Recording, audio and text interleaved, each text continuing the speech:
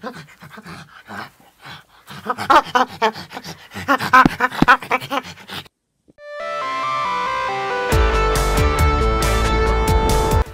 നടിയുമായ പിയ ബാജ്പേയിയെ മലയാളി പ്രേക്ഷകർക്ക് നന്നായി അറിയാം.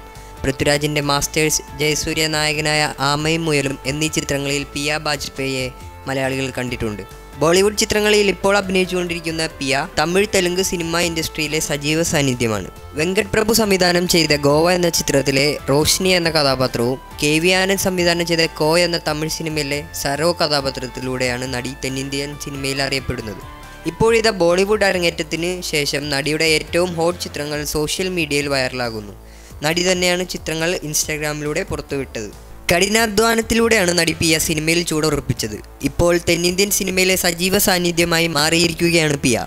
ബോളിവുഡിൽ നടിയുടെ ഭാവിയിൽ വലിയ പ്രതീക്ഷകളാണ് സിനിമാ ലോകം പറയുന്നത്. കരിയറിലെ 2 ബോക്സ് ഓഫീസ് ചിത്രങ്ങളും പരാജയമായിരുന്നെങ്കിലും വലിയ പ്രതീക്ഷയോടെയാണ് സിനിമാ ലോകം പിയയെ കണ്ടുവരുന്നത്.